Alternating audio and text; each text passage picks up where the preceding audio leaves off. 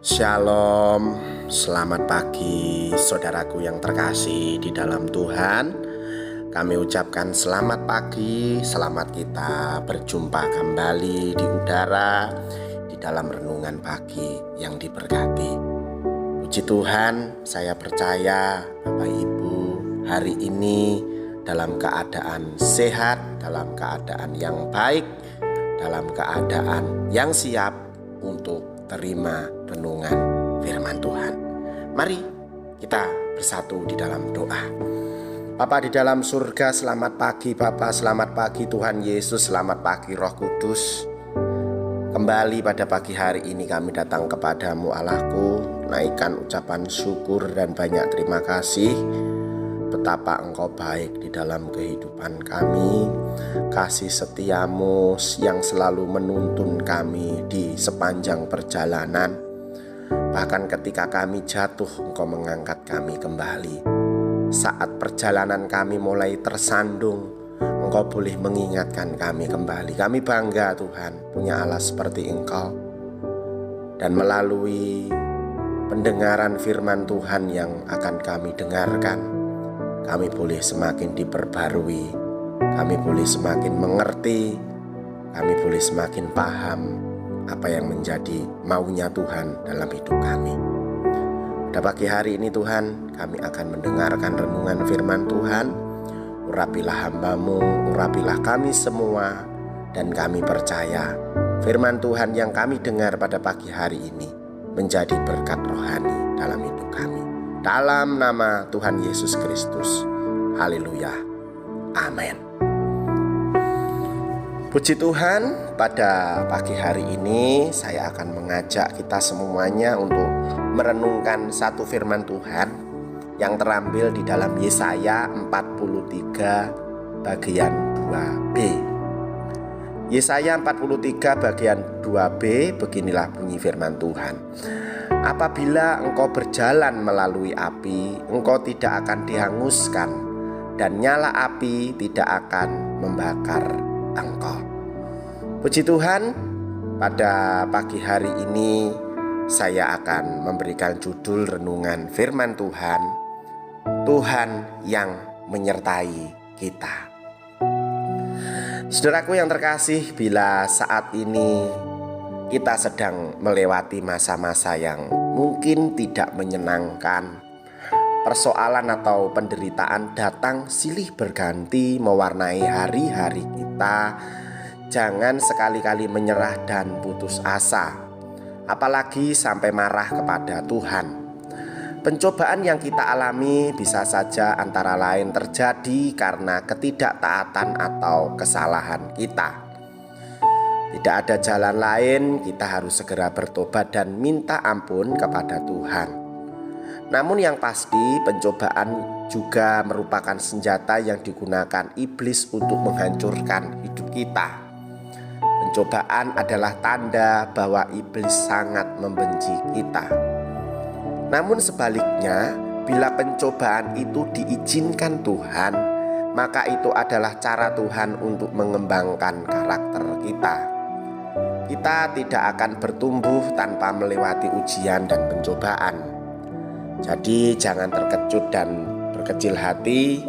Jangan pernah mau diintimidasi iblis, karena pencobaan-pencobaan yang kamu alami ialah pencobaan-pencobaan biasa yang tidak melebihi kekuatan manusia. Sebab Allah setia, dan karena itu Ia tidak akan membiarkan kamu dicobai melampaui kekuatanmu.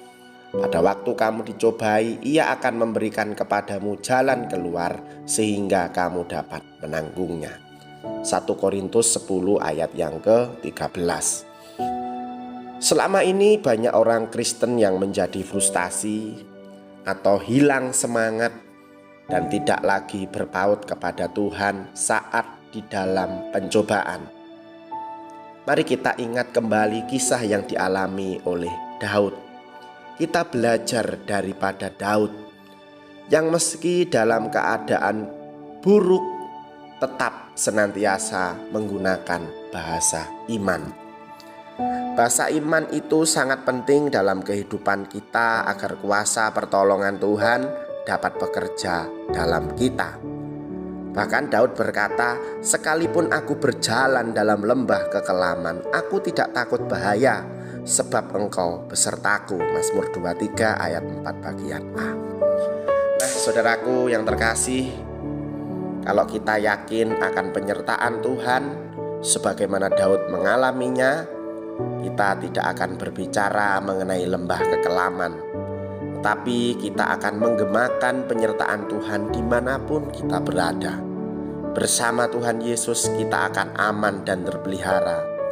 Seringkali kita tidak merasakan betapa Tuhan itu menyertai kita. Kehadiran Tuhan tak perlu dirasakan dengan panca indera kita, tetapi kita harus yakin seperti Daud yang berkata, Tuhan besertaku.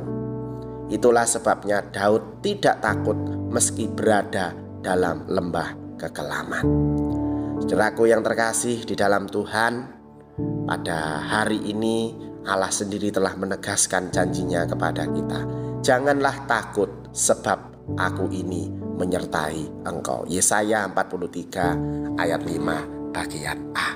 Puji Tuhan, saudaraku yang terkasih, saya percaya pada pagi hari ini renungan firman Tuhan yang singkat ini dapat membangkitkan iman percaya kita. Tetap berada di dalam jalan yang benar. Meskipun pencobaan menyertai, tidak usah takut, karena ada Tuhan yang menyertai kita. Saya akan tutup renungan pada pagi hari ini di dalam doa. Bapa yang baik, kami bersyukur dan berterima kasih untuk kebenaran firman-Mu yang telah meneguhkan kami, Tuhan. Kami memang pernah melewati masa-masa yang tidak menyenangkan, bahkan persoalan atau penderitaan datang silih berganti mewarnai hari-hari kami. Tetapi melalui firman Tuhan pada pagi hari ini, Tuhan, kami tidak akan menyerah, kami tidak akan putus asa, apalagi menyalahkan Tuhan. Tetapi biarlah melalui pencobaan-pencobaan yang kami alami ini, kami bisa selalu memperkatakan iman kami, ada Tuhan yang menyertai. Kami tidak akan takut, kami tidak akan goyah, meskipun kami berada di dalam lembah kekelaman. Engkau Allah yang menyertai kami. Ampuni ketidakpercayaan kami, ampuni setiap kekhawatiran kami ya Tuhan. Tapi kami tahu firman Tuhan boleh mengingatkan kami kembali bahwa Tuhan itulah satu-satunya Allah yang menyertai. Bahkan di masa-masa yang tidak baik sekalipun, Engkau ada di sana dan mengangkat kami. Terima kasih Tuhan Yesus, hamba-Mu terbatas menyampaikan firman-Mu, tetapi Roh Kudus yang tidak terbatas akan mengingatkan dalam setiap hati anak-anak. Makasih Tuhan Yesus, pada pagi hari ini kami siap memasuki hari yang baru. Dalam nama Tuhan Yesus Kristus. Haleluya. Amin. Selamat pagi saudaraku yang terkasih. Selamat beraktivitas. Tuhan Yesus memberkati.